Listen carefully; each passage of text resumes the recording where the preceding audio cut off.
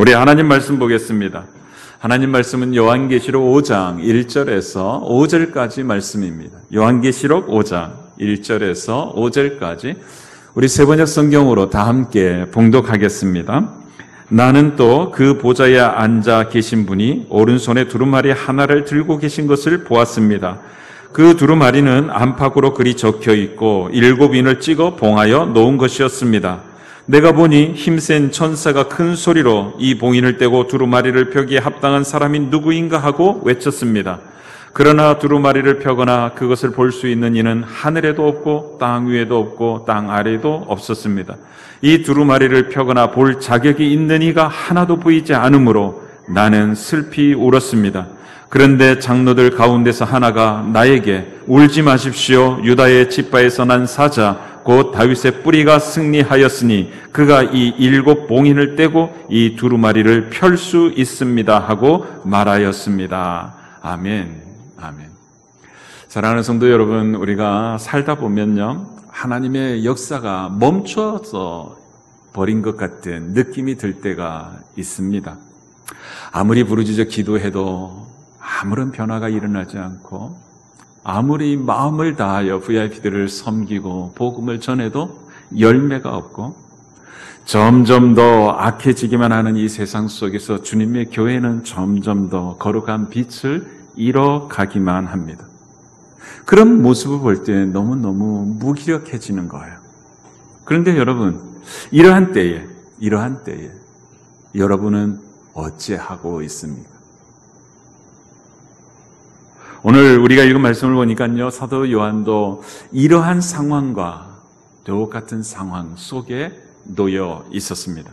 성령님께 이끌려서 하늘에 열려있는 그 문을 통해서 하늘로 올라간 사도 요한은 여전히 하늘 보좌의 그 영광스러움을 바라보고 있었습니다. 하늘 보좌에 앉아 계신 그분을 이렇게 보니까요, 그분 오른손에 두루마리 책 한 권이 있는 거예요.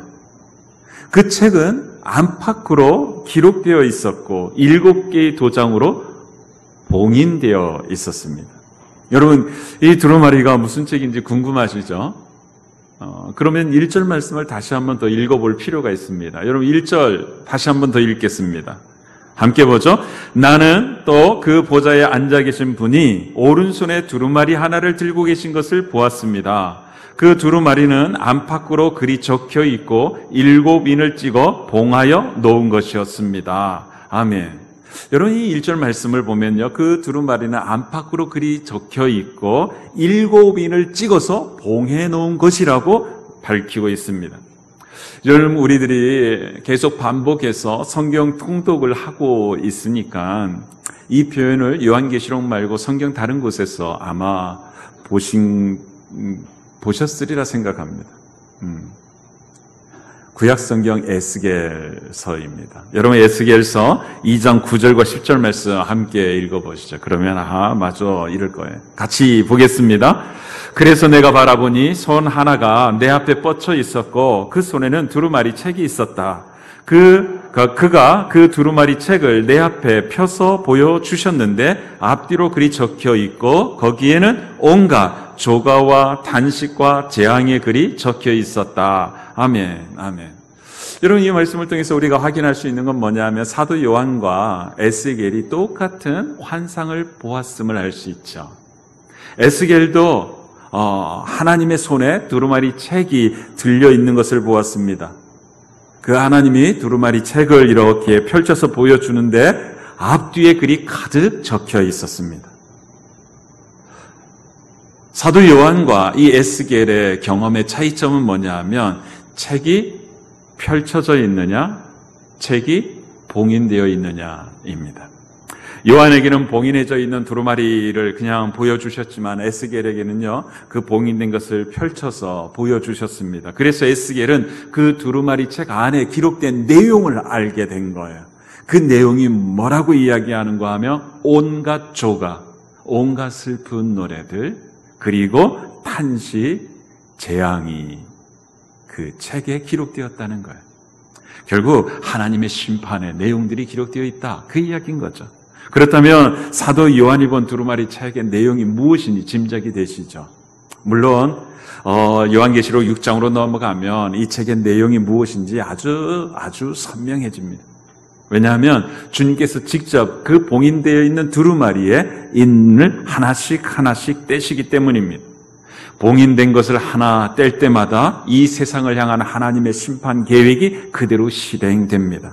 그렇게 하나님의 구속사는 완결을 향하여 한 걸음 한 걸음 전진해 나가는 것입니다.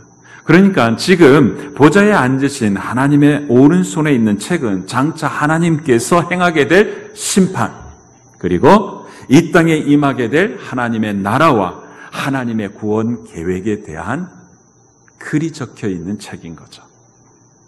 그러한 두루마리 책이 하늘 보좌에 앉으신 하나님 오른손에 쥐어져 있습니다. 그런데 문제는 그 책에 봉인이 되어 있기 때문에 아무도 그 내용을 들여다볼 수 없다는 사실인 거예요. 사도 요한도 이 환상을 보는 지금 이 순간에는 이 책의 내용이 무엇인지 전혀 알지 못했던 거예요. 그냥 어쩌면 에스겔서에 근거하여 이런 내용이었겠지 하고 짐작하였을 것 같아요. 바로 그런 때에 힘센 천사 하나가 이 봉인을 떼고 두루마리 표기에 합당한 자가 누구냐 하고 큰 소리로 외칩니다. 그 소리가 들리자마자 사도 요한은 눈을 크게 뜨고 살피기 시작합니다. 하늘 위를 살펴보고 땅 위를 살펴보고 땅 아래를 살펴보았습니다. 그런데 그렇게 온 우주를 살펴보아도 이 두루마리 책의 인봉을 뗄 합당한 자격을 가진 이가 안 보이는 거예요. 아무리 찾아도 찾을 수가 없는 거예요.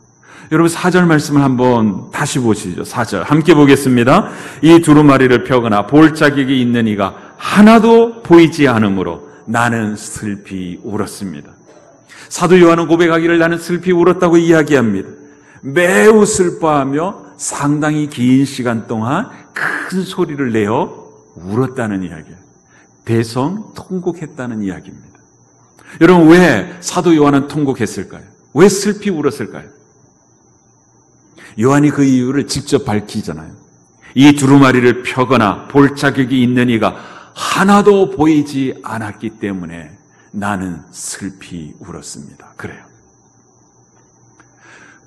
여러분 여기에 이 두루마리를 펴기나 또 볼 자격이 있는 이가 하나도 보이지 않았다는 말은요, 하나님의 역사가 중단된 그 위기를 맞이했다는 의미거든요.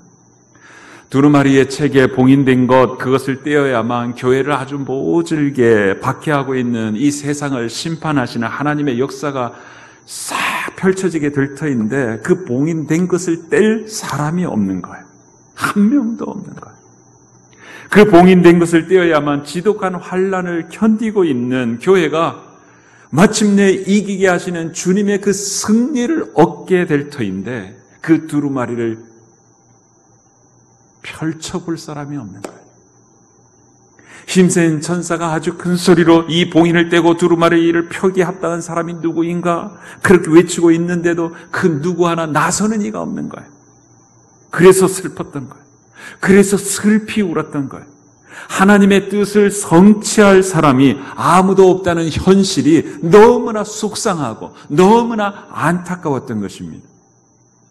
그만큼 요한은요, 이 세상을 심판하시고 하나님의 자녀들을 구원해내시는 하나님의 계획이 이 땅에 실현되기를 간절히 염원했던 것이죠. 너무나 간절히 바랬기 때문에 그 속상함이 북받쳐 올라가지고 사도 요한은 슬피 울 수밖에 없었던 거예요. 하나님의 사역이 완전히 멈춰서 버릴 것에 대한 두려움, 안타까움, 탄식이었던 것입니다. 이 두루마리를 펴거나 볼 자격이 있는 이가 하나도 보이지 않으므로 나는 슬피 울었습니다. 여러분 이것이 사도 요한이 하나님의 뜻을 이루고자 하는 그 뜻이 분명히 있는데 그 뜻을 받들어 헌신할 사람이 단 한 사람도 없다는 현실과 마주했을 때에 취했던 태도였습니다. 사랑하는 성도 여러분, 저와 여러분에게는 이런 안타까움이 있는지요? 여러분 우리들도 다 하나님 자녀 맞죠? 우리 다 하나님의 자녀예요. 우리가 하나님의 자녀이니까 주님의 교회가 점점 힘을 잃어가고 무기력해지고 하나님의 사역이 점점 중단되는 그런 현실에 대해서 절절한 안타까움이 있어야 하지 않을까요? 하나님의 자녀니까. 하나님의 자녀니까 하나님의 뜻을 이루고자 하는데 어떤 애타는 목마름이 있어야 하지 않겠느냐 하는 거예요. 오늘 저와 여러분에게 이 사도 요한과 같은 안타까움이 회복될 수 있기를 주의 이름으로 축복합니다. 정말 회복되었으면 좋겠어요. 만약 우리 교회 안에서 하나님의 뜻을 받들어 섬길 이가 단 한 사람도 없는 상황이 벌어지고 있다면 그 현실 때문에 저와 여러분이 사도 요한처럼 대성통곡하며 슬피 우는 신자가 되었으면 좋겠습니다. 거기서 한 걸음 더 나아가 이사야 선지자처럼 하나님, 제가 여기 있습니다. 저를 보내주세요. 그렇게 자원하게 되었으면 더 좋겠어요. 여러분, 이런 게 사도 요한처럼 통곡하는 신자의 모습이라 생각합니다. 그렇다면 여러분, 어떻게 해야 우리는 그런 신자로서 하루하루 살아갈 수 있을까요? 제일 베이스는 뭐냐 하면 하나님의 뜻에 민감하는 것입니다. 여러분, 하나님의 뜻이 무엇인지 무관심해서는 절대로 민감해질 수 없고 민감하지 않으면 절대로 통곡하는 신자가 될 수 없습니다. 우리 모두가 진정으로 사도 요한처럼 통곡하는 신자가 되고 싶다면 하나님의 뜻이 무엇인지 늘 살펴야 해요. 그뿐만 아니라 동시에 내가 하나님의 손과 발이 되어서 헌신하려고 하는 마음이 있어야 되는 거예요. 여러분, 이런 마음을 하나님의 뜻에 민첩하게 행동한다고 하는 거예요. 그러니까 하나님의 뜻에 민감해지고 그 하나님의 뜻에 민첩하게 순종하는 자만이 사도 요한처럼 통곡하는 신자로 살아가는 기쁨, 보람, 행복 누릴 수 있다는 말입니다. 예를 하나 들어 생각해 보십시다. 여러분, 디모데전서 2장 4절 말씀 우리 세번역으로 한번 읽어보시죠. 디모데전서 2장 4절 함께 보겠습니다. 하나님께서는 모든 사람이 다 구원을 얻고 진리를 알게 되기를 원하십니다. 다시 한 번만 더 읽죠. 함께 봅니다. 하나님께서는 모든 사람이 다 구원을 얻고 진리를 알게 되기를 원하십니다. 여러분, 이게 하나님의 마음이에요. 하나님의 마음이 뭐라고요? 모든 사람이 구원을 받고 진리를 알게 되는 것을 원한다는 거예요. 이게 우리 아버지의 소원이에요. 여러분, 이러한 염원을 품으셨기 때문에 하나님께서는 독생자이신 예수 그리스도를 이 땅에 보내셔서 십자가에 달려 죽게 하셨던 거예요. 여러분, 이 사실 하나만 보더라도 모든 사람을 구원하고자 하시는 하나님의 소원이 얼마나 절절한 소원인지를 알 수 있는 거죠. 그런데 말이죠, 이 디모데전서 2장 4절 말씀을 읽으면서 이 소원 때문에 내가 구원받았구나, 참 감사하다, 이거로 끝내버린다면 절대로 사도 요한처럼 하나님의 뜻이 이루어지지 않는 것 때문에 슬퍼하고 통곡하는 신자로는 살아갈 수 없다는 이야기입니다. 거기서 한 걸음 더 나아가야 되는 거예요. 모든 사람이 구원받는 것이 하나님의 소원이라고? 그렇다면 나는 그 하나님의 소원을 위해서 무엇을, 어떻게, 얼마나 하고 있지? 물어야 하는 거예요. 우리 목장에서는 영혼 구원하는 일이 일어나고 있나? 모든 사람이 구원받는 일에 우리 교회, 우리 목양교회는 어떻게 순종하고 있지? 이렇게 살피는 데까지 나아가야 한다는 말입니다. 그래야만 하나님의 뜻에 민감한 신자로 살아갈 수 있는 것입니다. 그냥 입술로만 우리 교회 출석 성도의 5%에 해당하는 VIP들에게 세례를 베푸는 교회가 되었어 좋겠어 라고 읊조리기만 한다면 하나님의 뜻에 민첩하게, 민감하게 반응하고 민첩하게 행동하는 신자로는 단 한순간도 살아갈 수 없습니다. 출석성도 5%에게 세례를 베풀기 위해서 내가 해야 할 일은 무엇인지를 살펴야 합니다. 그리고 발견되는 그 일을 행동으로 옮기는 헌신이 있어야 합니다.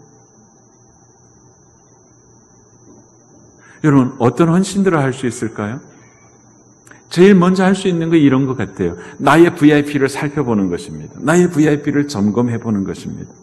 나의 전도 대상자들 중에 우리 목장 모임에 인도할 수 있는 VIP를 살펴야 하는 거예요. 우리 목장에 나와야 우리 교회도 나올 수 있고, 그래서 우리 교회에서 세례를 받을 수 있지 않겠습니까? 내 VIP 중에는 제주도에도 있죠. 부산에도 있죠. 그들이 우리 교회 오는 건 현실적으로 어렵죠. 그들이 전도 대상자가 아니라는 이야기가 아니라 우리 교회 안에, 우리 교회에서 세례를 받도록 하는 그런 VIP가 있는지 살펴보는 거죠.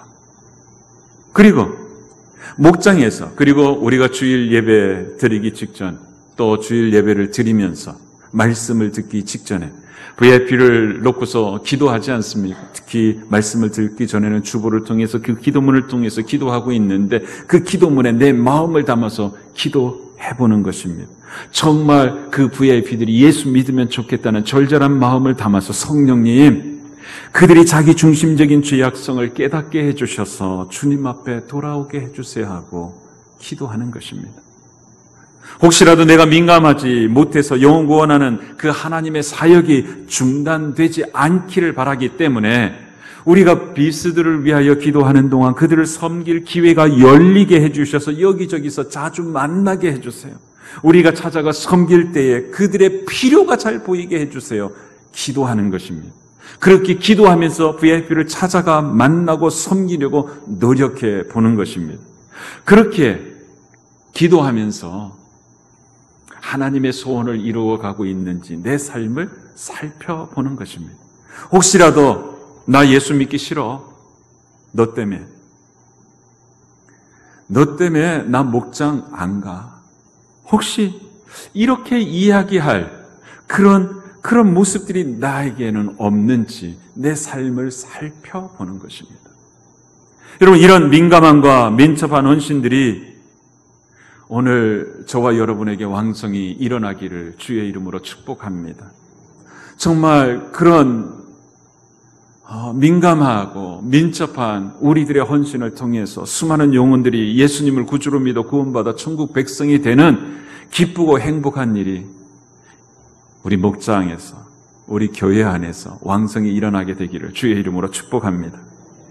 그렇게 밉스들을 위해서 기도하면서 목장으로 인도하려고 헌신하다 보면요, 자연스럽게 하늘가족 공동체인 목장이 눈에 들어오기 시작한답니다. 그래서 그 목장을 세워가려고 막 애를 쓰고 있는 목장 목녀님의 모습이 눈에 들어오는 거예요. 그래서 결심하게 되죠. 목장 목녀님께 내가 힘이 되어줘야 되겠다. 그래야만 주님께서 세우신 가정교회의 목장이 무너지지 않을 것을 알기 때문이죠. 뿐만 아니라 목장을 함께 세워가는 목장 식구들이 내 눈에 들어오기 시작합니다. 어떻게 하면 우리 목장 식구들이 하나님의 가족으로서 서로 사랑하라고 하신 주님 말씀대로 살아가는 기쁨, 행복 누릴 수 있을지 살피게 되는 것입니다. 왜 그렇게 하게 되느냐 하면 서로 사랑하라 하신 이것이 우리가 그리스도의 제자가 되는 길이라고 주님이 말씀하셨다는 사실을 알기 때문이죠. 여러분, 현실로 들어와 보면요, 여러분 목장 식구들 하나님의 가족으로 사는 것 말처럼 쉽지 않습니다.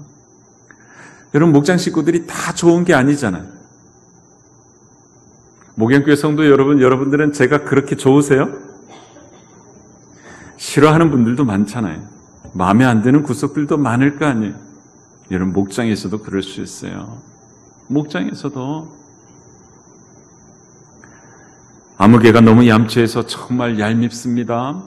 가끔은요, 그 목장 식구 때문에 목장 모임에 가고 싶지 않는 날도 있는 거예요. 근데 그 순간 성령님이 그 얄미운 그 목장 식구도 하나님께서 하나님의 가족으로 입양해 주신 하늘 가족이라는 사실을 기억하게 해줍니다. 그래서 기도하게 되는 거예요.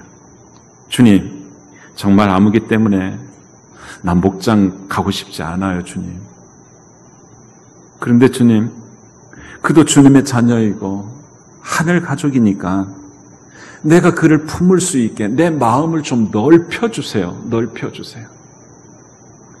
여러분, 그런데 참 놀라운 게 있습니다. 이렇게 기도하면서 목장을 꾸역꾸역 나가면서 목장 생활을 하다 보면요, 그 양처보다 내가 먼저 그리스도의 제자가 되어 간다는 사실을 깨닫게 되는 거예요.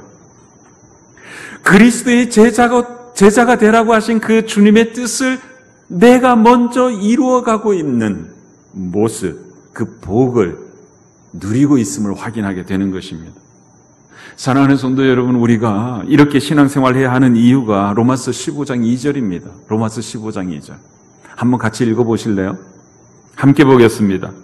우리는, 다시 읽겠습니다. 여긴 우리는이 정말 강세가 있어야 돼요. 한 번 더 읽죠. 시작. 우리는 저마다 자기 이웃의 마음에 들게 행동하면서 유익을 주고 덕을 세워야 합니다. 주체가 뭐죠? 납니다. 나. 여러분, 주님께서 나를 왜 하늘 가족으로 부르셨다고 말씀합니까? 내가 먼저 목장 식구들의 마음에 들게 행동하라고 나를 하나님의 가족으로 부르셨다는 거예요. 여러분, 이거 알고 계셨어요? 우리는 다 내 마음에 들기를 원하죠. 근데 성경은 이야기합니다. 내가 상대방의 마음에 들게 행동하라고 이야기하고 계셔요. 내 유익을 얻으라고 하지 않고 그에게 유익을 주고 덕을 세우라고 말씀하고 계세요. 이 로마서 15장 2절 말씀처럼 살아가는 신자를 그리스도의 제자라고, 그런 그리스도의 제자가 저와 여러분이었으면 좋겠다고 주님은 저와 여러분을 하나님의 자녀로 부르셨답니다. 이 사실을 아는 사람들이 살아가는 삶의 모습이 섬기는 종의 리더십이에요. 섬기는 리더십이에요. 이러한 하나님의 뜻을 아는 신자는요, 절대로 내 마음에 들지 않는다고 하나님의 가족들을 배척해버리지 않습니다. 선을 긋고 그를 왕따시키지 않습니다. 왜? 그렇게 하게 되면 내가 그리스도의 제자로 부르신 주님의 뜻이 어그러지기 때문이죠. 그걸 알기 때문에 절대 그럴 수 없는 거예요. 그런데 그렇게 살아가는 것이 어려운 거예요. 그래서 기도하는 거예요. 기도할 수밖에 없어요. 새벽에 주님 앞에 나와 눈물로 기도하는 것입니다. 아무개가 나를 너무 아프게 해요. 하나님, 나는 언제까지 가시나무 새가 되어서 나에게는 이렇게 피만 흘러야 하는 거예요, 주님. 눈물로 기도하는 거예요. 그런데 참 놀라운 것은 그렇게 기도하다 보면요, 점점 더 그리스도의 제자로 빚어주시는 성령 하나님의 따스한 손길이 나를 만지고 있음을 확인하게 되는 거예요. 여러분, 이렇게 하다 보면 내가 속한 목장, 그 목장 너머까지 보게 되는 것입니다. 교회 공동체 안에 주님을 대신하여 손과 발이 되어서 헌신해야 할 영역들이 보이기 시작하는 거예요.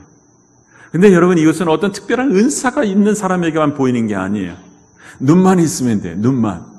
여러분, 주보 한번 펼쳐보세요.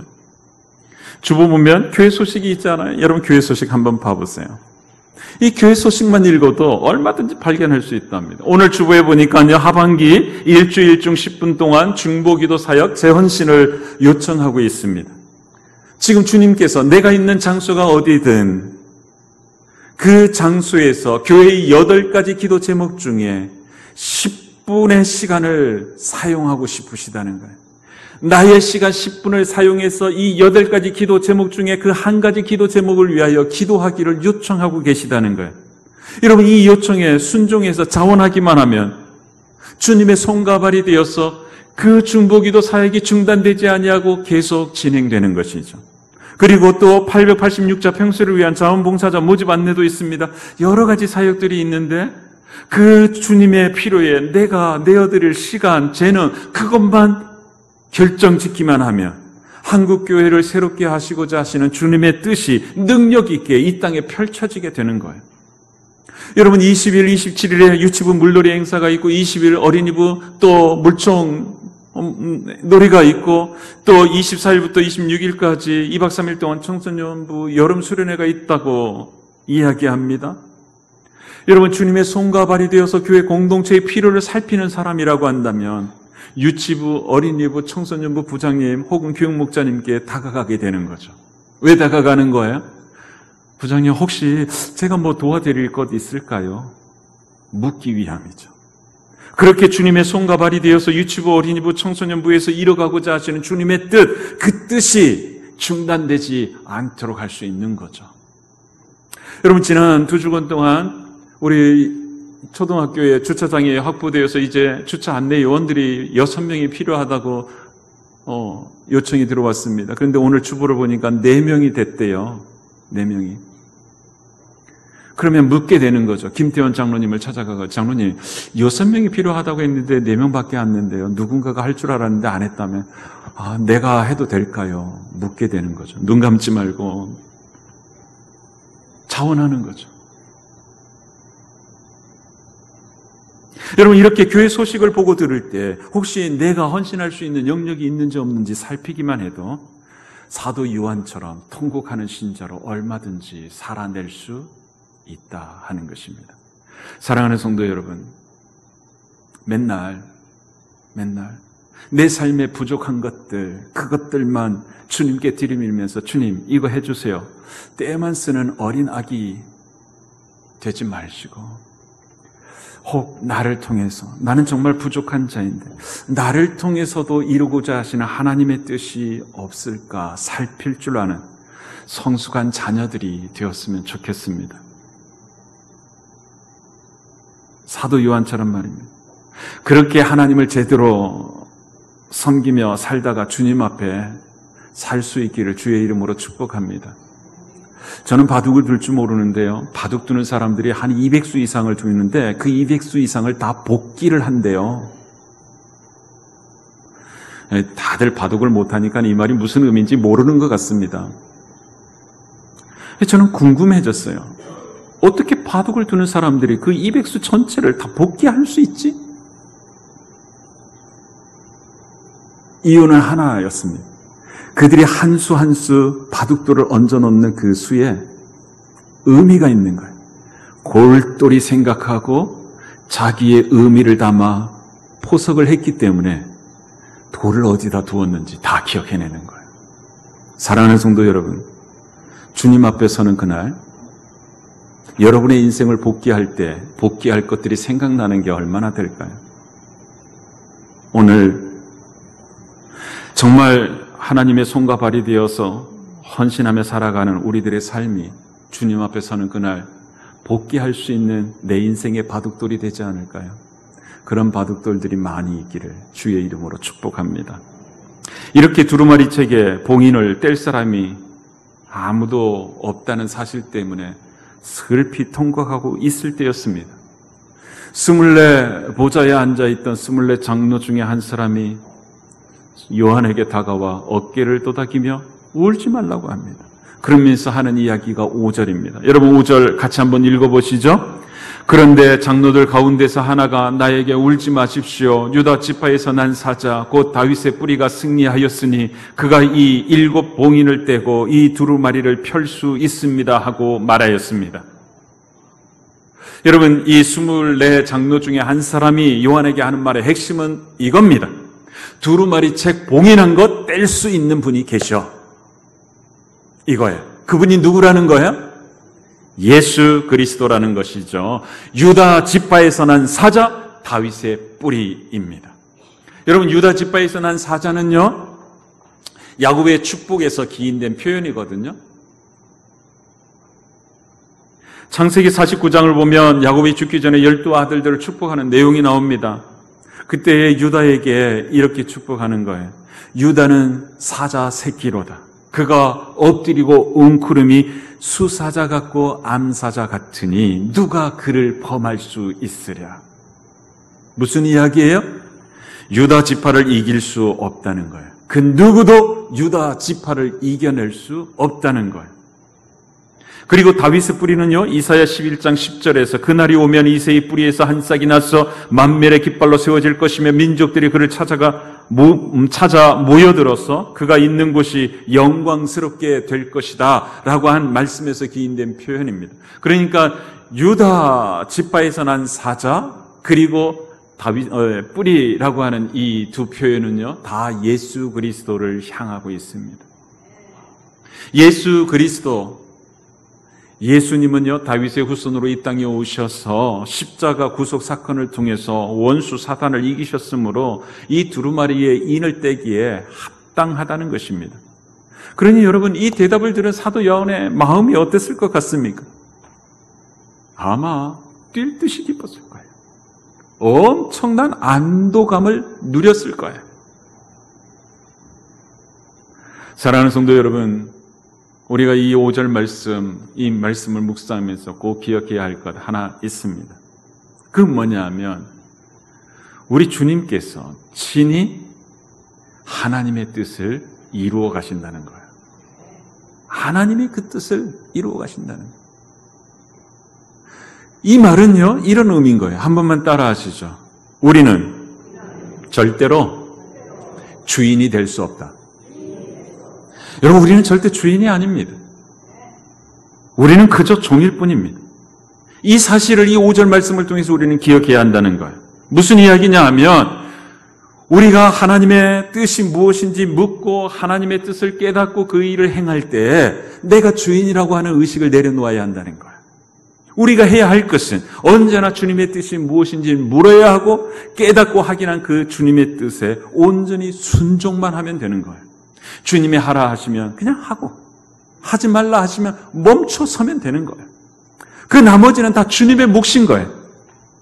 그 일이 성취가 되든 그 일이 성취가 안 되든 다 주님의 몫이라는 거예요. 여러분, 사도 바울이 그렇게 살아왔습니다. 고린도 교회에 보내는 편지에서 아볼로와 나는 여러분을 믿게 한 일꾼이며 주님께서 우리에게 각각 맡겨주신 대로 일하였을 뿐입니다 라고 이야기하면서 그들에게 말을 이어갑니다. 그게 고린도전서 3장 6절에서부터 9절입니다. 우리 같이 한번 읽어봤으면 좋겠습니다. 함께 보겠습니다. 나는 심고 아볼로는 물을 주었습니다. 그러나 하나님께서 자라게 하셨습니다. 그러므로 심는 사람이나 물 주는 사람은 아무것도 아니요 자라게 하시는 분은 하나님이십니다. 심는 사람과 물 주는 사람은 하나이며, 여기서 하나라고 하는 말은 같다는 의미입니다. 계속 읽죠. 그들은 각각 수고한 만큼 자기의 삭을 받을 것입니다. 우리는 하나님의 동력자요 여러분은 하나님의 밭이며 하나님의 건물입니다. 아멘. 무슨 이야기를 하고 있는 거예요? 아볼로와 바울 자신들은 하나님께서 각자에게 맡겨주신 그 일에만 충성했다, 그 이야기인 거예요. 나머지는 다 주님께서 하셨다는 거예요.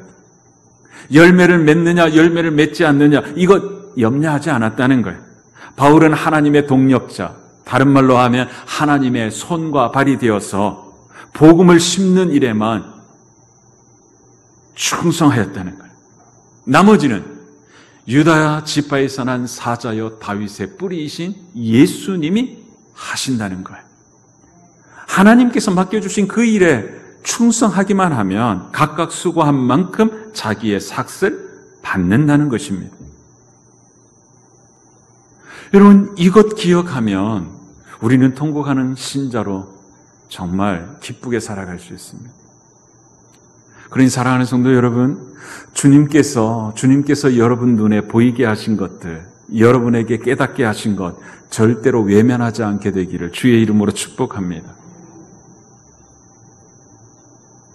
우리 주님이 하나님의 뜻을 이루어 가시는 분이기 때문에 우리가 눈을 질끈 감아버리고 우리가 못 본 척하는 그 일 이루지 못하는, 그렇지 않다는 거예요. 우리를 대신해서 다른 사람을 통하여 그 일을 이루신다는 거예요. 그러면 결과는 뭐냐 하면 하나님 앞에서 상을 받을 수 있는 기회가 나에게서 그 다른 사람에게로 넘어가고 만다는 사실입니다. 다른 사람의 몫이 되고 마는 거예요. 그러니 사랑하는 성도 여러분, 하나님의 말씀 꼭 기억하십시다. 히브리서 6장 10절은 이렇게 이야기합니다. 하나님은 불의하지 아니하사 너희의 행위와 그의 이름을 위하여 나타낸 사랑으로 이미 성도를 섬긴 것과 이제도 섬기고 있는 것을 잊어버리지 아니하시느니라. 아멘. 여러분, 이게 하나님의 사역에 대한 안타까운 그 갈망을 가지고 통곡하는 신자에게 주시는 하나님의 축복입니다. 그러니 사랑하는 성도 여러분, 여러분이 처한 상황이 어떠하든지 절망하지 마시고 통곡하는 신자로 살아가기를 주의 이름으로 축복합니다.